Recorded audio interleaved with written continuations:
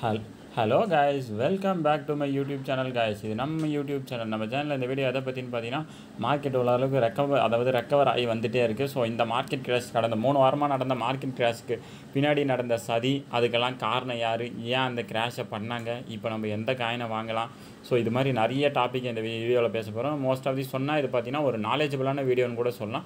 So video முடிஞ்ச அளவுக்கு skip பண்ணாமல் பாருங்கள். வாங்க நம்ம ஸ்ட்ரைட்டாகவே வீடியோக்குள்ளே போகலாம். அதுக்கு முன்னாடி ஒரு முக்கியமான விஷயம், இந்த சடங்கு சம்பிரதாயங்களால் இந்த சப்ஸ்கிரைப், இந்த லைக் பட்டனு, அதுக்கப்புறம் இந்த பெல் பட்டன் எல்லாத்தையும் ப்ரெஸ் பண்ணி வச்சிங்க. ஃபஸ்ட் எடுத்தோன்னே என்ன ப்ரோ காயின் மார்க்கெட் கேப்புக்குள்ளே போயிட்டீங்க. இப்போ பார்த்தீங்கன்னா பிட்காயின் வந்து பார்த்தீங்கன்னா நேற்றுலாம் 18%, 17% போச்சு. இன்றைக்கி பார்த்தீங்கன்னா ஸ்லைட்டாக ரெக்கவர் ஆகிட்டே வருது. பிட்காயின் மட்டும் இல்லை, எல்லா காயினுமே ரெக்கவர் ஆகுது. நீங்கள் மார்க்கெட்டை க்ளோஸாக வாட்ச் பண்ணிங்கன்னா தெரியும். நேற்றுலாம் 1 சென்ட்ஸ்க்கு போன கார்டுனோ பார்த்தீங்கன்னா இன்றைக்கி 1.3 சென்ட்ஸுக்கு வந்துருச்சு.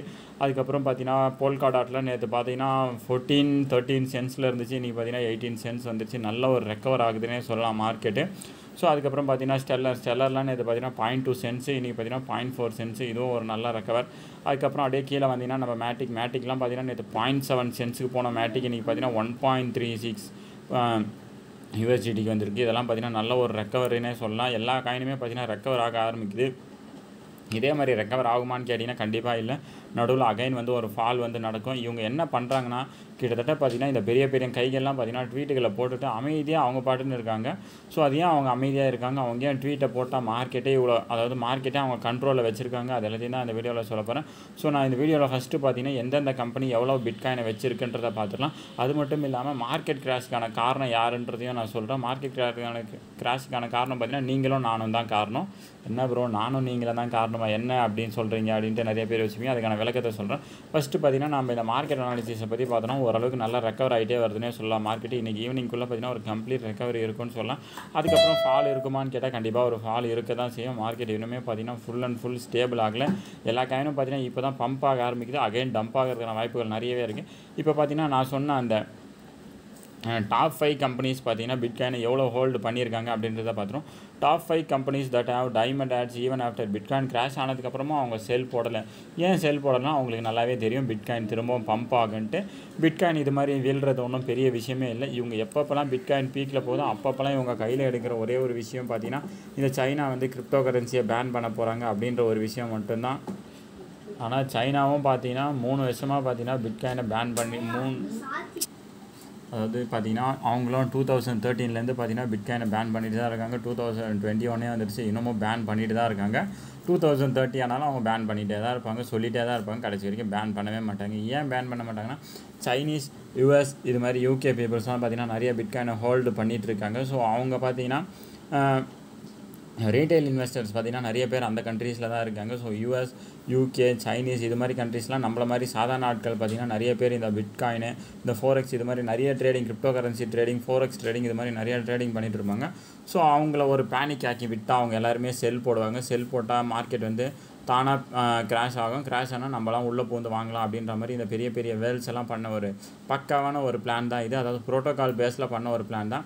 என்ன பண்ணுறாங்கன்னா ஃபஸ்ட்டு பார்த்தீங்கன்னா இந்த சைனீஸ் எலான் மஸ்க் வந்து ஒரு ட்வீட்டை போடுறாரு. பிட்காயினோட கிரிப்டோ கரன்சி மார்க்கெட்டே கிராஷ் ஆகுது. நெக்ஸ்ட்டு பார்த்தீங்கன்னா சைனாவில் வந்து பிட்காயின் பேனுன்ட்டு ஒரு நியூஸ் வருது. அது ஒரு ஃபேக் நியூஸ். அது போடுறதுக்கப்புறமா மார்க்கெட் கிராஷ் ஆகுது. அதுக்கப்புறம் பார்த்தீங்கன்னா முந்தா நேற்று பார்த்தீங்கன்னா சைனாவில் வந்து பிட்காயின் மைனிங் எல்லாமே பேன் பண்ணுறாங்க அப்படின்ற மாதிரி ஒரு நியூஸ் போடுறாங்க. அது போடுறதுக்கப்புறமா பிட்காயின் கிராஷ் ஆகுது. இது வந்து என்ன தெரியுது, ஒரு பொய்யான செய்தியை பரப்பி விட்டு அதோட ரேட்டை குறைச்சி நம்ம அதில் வாங்கணும் அப்படின்றது தான் இந்த பெரிய பெரிய வேல்ஸோட பிளான். ஃபஸ்ட்டு பார்த்தீங்கன்னா யார்கிட்ட எவ்வளோ பிட்காயின் இருக்குது, அதிகமான பிட்காயின் இருக்குன்னா நம்ம மைக்ரோ ஸ்ட்ராட்டஜி கம்பெனி. இது வந்து பார்த்தீங்கன்னா ஒரு cloud based service company, US பர்சனால் ரன் பண்ணக்கூடிய கம்பெனி. இதுக்கோட சிஇஓ வந்து பார்த்தீங்கன்னா என்னோட தலைவன் ஏன் அவனை நான் சொல்லணும்னா அவனை பார்த்து நான் ரொம்பவே இம்ப்ரெஸ் ஆன ரீசெண்டாக. ஸோ மைக்கேல் ஸ்லேயர் தான் பார்த்தீங்கன்னா நிறைய பிட்காயினை வச்சுருக்காரு. நியர்லி பார்த்தீங்கன்னா 1 lakh பிட்காயின் கிட்ட வச்சுருக்காரு. இன்னும் ஒரு 1 monthல கூட 1 lakh பிட்காயினாக மாறிடாது. 92,000 பிட்காயினை வச்சுருக்காரு மைக்கேல் ஸ்லேயர்.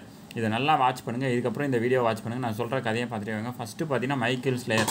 அதுக்கப்புறம் பார்த்தீங்கன்னா நம்மளுக்கெல்லாம் கொஞ்சம் நாளுக்கு முன்னாடி வரைக்கும் ஹீரோவாக இருந்த எலான் மஸ்க், இப்போ வில்லனாக இருக்க எலான் மஸ்கோட டெஸ்லா கம்பெனி பார்த்தீங்கன்னா கிட்டத்தட்ட 43,200 பிட்காயினை வச்சுருக்கு. இவங்க தான் பார்த்தீங்கன்னா செகண்டில் இருக்காங்க. இவரும் பார்த்தீங்கன்னா யூஎஸ் பர்சன் தான். தேர்டு பார்த்தீங்கன்னா ஸ்கொயர் ஐஎன்சி அப்படின்னு சொல்லக்கூடிய இதுவும் பார்த்தீங்கன்னா ஒரு ஃபினான்ஷியல் பேஸ்டு சர்வீஸ் கம்பெனி. அந்த இதெல்லாம் தருவாங்க, இந்த டெபிட் கார்டு, கிரெடிட் கார்டு அது மாதிரியான கம்பெனி தான். ஸோ இவங்களாம் பார்த்தீங்கன்னா நியர்லி பார்த்தீங்கன்னா ஜாக் டோர்சி அப்படின்றவர் தான் இதுக்கான சிஇஓ. இந்த பேர் நிறைய பேருக்கு தெரிஞ்சிருக்கும், நிறைய பேருக்கு தெரியாமல் இருக்கும். தெரியாமல் இருக்கவங்க தெரிஞ்சுக்கோங்க. இவங்க பார்த்தீங்கன்னா 8000 பிட்காயினை வச்சுருக்காங்க. இவங்க பார்த்தீங்கன்னா 3rd பிளேஸில் இருக்காங்க.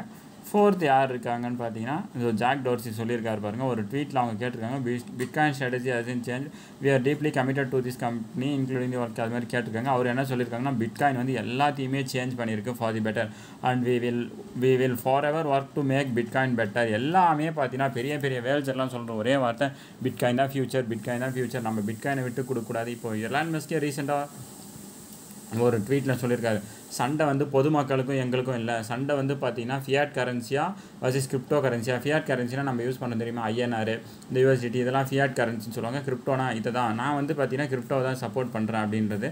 4th வந்து பார்த்தீங்கன்னா மேரத்தான் டிஜிட்டல் ஹோல்டிங்ஸ் அப்படின்ற கம்பெனி. இவங்க பார்த்தீங்கன்னா பிட்காயின் எல்லாம் மைனிங் பண்ணுற ஒரு கம்பெனி. எங்கே இருக்காங்கன்னா அமெரிக்காவில் இருக்காங்க. இவங்க பார்த்தீங்கன்னா நியர்லி 5324 பிட்காயினை வச்சுருக்காங்க. நான் ஏன் இந்த புள்ளி விவரத்தெல்லாம் சொல்கிறேன் அப்படின்றத வந்து இந்த வீடியோவில் சொல்கிறேன். அதை கொஞ்சம் டீப்பாக வாட்ச் பண்ணிங்கன்னா உங்களுக்கு தெரியும். 5th ஒன் பார்த்தீங்கன்னா உங்கள் எல்லாருக்குமே தெரிஞ்சிருக்கும், நல்ல ஒரு பிரபலமான ஒரு எக்ஸ்சேஞ்சு காயின்பேஸ். காயின்பேஸ் பார்த்தீங்கன்னா நியர்லி ஒரே நிமிஷம் கைஸ். காயின்பேஸ் வந்து பார்த்தீங்கன்னா 230 million in bitcoin and 53 million in Ethereum தான் சொல்லியிருக்காங்க. அது அவங்க வந்து எவ்வளோ இது வச்சுருக்காங்கன்றது வந்து யாருக்குமே ஓப்பனாக தெரியல. இப்போ வந்து நான் இதை ஃபுல்லாக பார்த்துட்டு இதுக்கப்புறம் நான் சொல்கிறத கேளுங்க. அதாவது மார்க்கெட் கிராஷ் ஆகிடுச்சு. கிராஷ் ஆனதுக்கப்புறம் இந்த எலான் மஸ்க் இவங்களாம் தானே கிராஷ் பண்ணாங்க, இவங்களாம் செல் பண்ணியிருக்கணுமே, ஏன் செல் பண்ணாமல் வச்சுருக்காங்கன்னா, இப்போ மார்க்கெட் கிராஷுக்கான ரீசன் வந்து பார்த்தீங்கன்னா எலான் மஸ்கோட ட்வீட்டாக இருந்தாலும் நம்மள மாதிரி சாதாரண ஆட்கள், உங்களை மாதிரி சாதாரண ஆட்கள் பார்த்தீங்கன்னா பயந்துட்டு ஒரு பிட்காயின் 2 பிட்காயின் 3 பிட்காயின் 4 பிட்காயின் விற்க நீங்கள் யோசிச்சு பாருங்கள். ரீட்டைல் பீப்புள் கிட்ட அதிக பிட்காயின் இருக்கா இல்லை எலான் மஸ்க் கிட்ட அதிகமாக இருக்குமா? யோசிச்சு பாருங்கள். ரீட்டைல் பீப்புள்னா ஆல் ஓவர் தி வேர்ல்டு, உங்களை மாதிரி ஆளுங்க என்ன மாதிரி ஆளுங்கிட்ட அதிக பிட்காயின் இருக்க வாய்ப்புகள் இருக்கா இல்லை எலான் மஸ்க் கிட்ட வாய்ப்புகள் இருக்குது, அதிகமாக இருக்க வாய்ப்புகள் இருக்கா? என்னோட கணிப்பு படி பார்த்தீங்கன்னா ரீட்டைல் பீப்புள் நம்மள மாதிரி ஆளுங்கிட்ட தான் அதிக பிட்காயின் இருக்க வாய்ப்பு இருக்குது. ஒரு பர்சன் கிட்ட ஒரு பிட்காயின் இருந்தாலே யோசிச்சு பாருங்க, கண்டிப்பாக 50,000 பேர்கிட்ட 50,000 பிட்காயின் இருக்க வாய்ப்புகள் நிறைய இருக்குது என்னோட கணிப்படி. அவனால் என்ன பண்ணிடுறான்னா, அந்த 50,000 பேரை வந்து செல் போட இந்த பிட்காயினோட ரேட்டு பார்த்தீங்கன்னா குறைய ஆரம்பிக்குது. எலான் மஸ்க் மாதிரி ஆட்கள்லாம் என்ன பண்ணுறாங்க, எலான் மஸ்க், மைக்கேல் ஸ்லேயர் மாதிரியான ஆட்கள், இந்த ஜஸ்டின்சன் மாதிரியான ஆட்கள்லாம் வந்து இந்த கிராஷ் அவங்க போட அவங்க ஒரு பொய்யான செய்தியில் வந்து யாரோ ஒருத்தர் பரப்புனோடனே இந்த ரீட்டைல் இன்வெஸ்ட்லாம் செல் போட்டு காயின் பார்த்தீங்கன்னா ஆப்வியஸாக பையிங் ப்ரெஷர் இல்லாமல் செல்லிங் ப்ரெஷருக்கு போகுது. செல்லிங் ப்ரெஷர்னால் உங்களுக்கு தெரியும், காயின் வந்து விற்கிற நிலைமைக்கு வந்து தள்ளப்படுது அவங்க போகிற ட்வீட்னால. அதனால் இந்த பெரிய கைகள்லாம் பார்த்தீங்கன்னா பை பண்ணி வச்சுக்கிறாங்க. பை பண்ணி வச்ச உடனே இந்த ரீட்டைல் இன்வெஸ்டர்ஸ் என்ன பண்ணுறாங்க, ஐயோ லாஸ்ட்டில் போட்டுமே அந்த லாஸை எப்படியாச்சும் எடுக்கணுமேன்ட்டு அகைன் உள்ளே வரும்போது மார்க்கெட் வந்து பம்ப் ஆகும். ஸோ இதை தான் வந்து காலங்காலமாக பண்ணிகிட்டு இருக்காங்க இந்த நூப்ஸு. புதுசாக ட்ரேடிங் ஃபீல்டுக்குள்ளே வர ஆளுங்க எல்லாமே பண்ணுற தப்பு என்னென்னா, அதர் பர்சனை நம்பி இவங்களோட ஓன் காயின்ஸை விற்றுறாங்க. இப்போ எலான் மஸ்க்கை நம்பி நான் வந்து கிரிப்டோ கரன்சி ட்ரேடிங்குள்ளே வரல, நீங்களும் வந்திருக்க மாட்டீங்கன்னு நினைக்கிறேன். எலான் மஸ்க்குன்ற ஒரு ஃபேக்ட்ரி இந்த 3 மாதமாக தான் கிரிப்டோ கரன்சிக்குள்ளே இருக்குது. இவங்கெல்லாம் பார்த்தீங்கன்னா சேஃபான பீப்புள். இப்போ உங்களுக்கு தெரிஞ்சிருக்கும், இதுக்கு மார்க்கெட் கிராஷுக்கான காரணம் நம்மளும் நானும் நீங்களும் தான். நானும்னா என்ன மாதிரி ஆட்கள், நீங்களும்னா உங்களை மாதிரி ஆட்கள்லாம் பயந்து செல் போடுறாங்க. அவங்கள கண்டிக்கவே கூடாது. எந்த நியூஸ் வந்தால் சரிடா நான் ஹோல்டு பண்ணுண்டா, பிட்காயின் தான்டா ஃபியூச்சர் அப்படின்ற மனநிலைக்கு நீங்கள் வந்துடணும். நிறைய பேர் அப்படி வரமாட்டீங்க. நம்ம சேனலில் இருக்கவங்க எல்லாம் அந்த மனநிலையில் தான் இருப்பீங்கன்னு நினைக்கிறேன். ஸோ இதெல்லாமே பார்த்து முடிச்சாச்சு. நீங்கள் சொன்ன ஓரளவுக்கு புரிஞ்சு ப்ரோ, ரீசன் புரிஞ்சு. ஸோ இப்போ நான் எந்த காயினை ப்ரோ வாங்கணும், அதுக்கு வாங்க ப்ரோ, நான் அதுக்காண்டி தான் இந்த வீடியோவே ஃபுல்லாக பார்த்தேன். நீங்கள் தேவையில்லாத கதையெல்லாம் எனக்கு சொல்லிட்டீங்கன்ட்டு நிறைய பேர் இந்த வீடியோ ஏக்கத்தோடு பார்த்துருப்பீங்க. நம்ம இப்போ வாங்க வேண்டிய காயின் என்ன காயின்னு பார்த்தீங்கன்னா, ஃபஸ்ட்டு என்னோடய ப்ரெடிக்ஷன் ஃபஸ்ட்டு நான் சஜஸ்ட் பண்ணுறது பார்த்தீங்கன்னா கார்டனோ வாங்கிக்கோங்க. நான் இந்த வீடியோ ஸ்டார்டிங்கில் காட்டும்போது கார்டனோ பார்த்தீங்கன்னா 1.36 சென்ட்ஸில் இருந்துச்சு, இப்போ 1.40 சென்ட்ஸ். கார்டனோ பார்த்தீங்கன்னா நல்ல ஒரு காயின். உங்ககிட்ட ஃபண்ட்ஸ் அதிகமாக இருக்குது ப்ரோ, என்கிட்ட எக்கச்சக்கமாக இருக்குன்னா பட்டுன்னு இந்த வீடியோ பார்த்துட்டு போய் பைனான்ஸை வாங்கிடுங்க. நான் சொல்கிற காயின்ஸ் எல்லாமே பார்த்தீங்கன்னா 3 வீக்ஸ் ஹோல்டு பீரியட் தான். அதுக்கு மேலே நீங்கள் ஹோல்டு பண்ணதால பண்ணிங்கன்னா ஒரு நல்ல டீசென்ட் அமௌண்ட் ஆஃப் ப்ராஃபிட் ஒன்று கொடுக்கும். அதுக்கப்புறம் அப்படியே வந்தீங்கன்னா பாலிகன் மேட்டிக் பார்த்தீங்கன்னா 1.36 இருக்குது. இதுவும் வாங்குறதுக்கான ஒரு நல்ல காயின். வாங்குறதா இருந்தால் இப்போவே போய்ட்டு வாங்கிடுங்க. பாலிகன் மேட்டிக் ஏன் நான் வாங்க சொல்கிறேன்னா, நான் வந்து எல்லா வீடியோவுமே பாலிகன் மேட்டிக்னு கத்திட்டே இருப்பேன். அதுக்கான ரீசன் ஏன்னா, அதோட பார்த்தீங்கன்னா வளர்ச்சி வந்து ரொம்பவே குயிக்கான வளர்ச்சின்னு சொல்லுவோம். கடந்த ஜான்வரி மந்த்துக்கு முன்னாடிலாம் ஒரு பாலிகன் காயினோட விலை பார்த்தீங்கன்னா வெறும் 30 பைசா. நீங்கள் நம்பலாம் போயிட்டு பாருங்கள், இந்திய மதிப்பில் வெறும் 35 பைசா. அதை யாருமே சீண்டலை. இப்போ பாலிகனோட ரேட் வந்து அதிகமாகுது, அதுக்கான ஹைப்பை வந்து அதிகமாக இருக்குது. அதுக்கான ரீசன் பார்த்தீங்கன்னா பாலிகன் தான் பார்த்தீங்கன்னா எத்திரியமோட ஸ்கேலிங் ப்ரொவைட் பண்ணுது.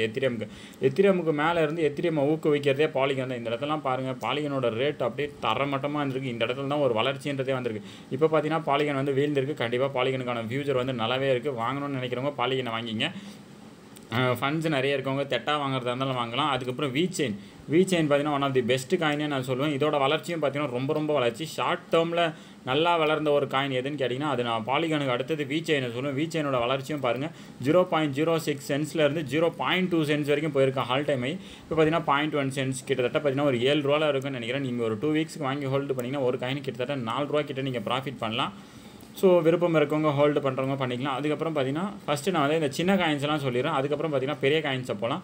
அதுக்கு அடுத்தது நீங்கள் வாங்க வேண்டிய சின்ன காயின் பார்த்தீங்கன்னா ஸ்டெல்லர் XLMனு சொல்லக்கூடிய ஸ்டெல்லர். இதுதான் பார்த்தீங்கன்னா நெக்ஸ்ட்டு ரிப்பிள் காயின் அடித்து சொல்லுவேன். கான்ஃபிடென்ட்டில் சொல்கிறேன். ஏன் சொல்கிறேன்னா ரிப்பிள் காயினுக்கு அடுத்தது வந்து XLM தான். XLMோட வளர்ச்சியும் பார்த்தீங்கன்னா ரொம்பவே அதிகமாக இருக்குது. XLM பார்த்தீங்கன்னா நிறைய இந்த மைக்ரோ ஸ்ட்ராட்டஜியாக பார்த்தீங்கன்னா நிறைய வாங்கி ஹோல்டு பண்ணி வச்சுருக்காங்க. நான் ப்ரீவியஸாக போட்ட வீடியோஸில் சொல்லியிருப்பேன்.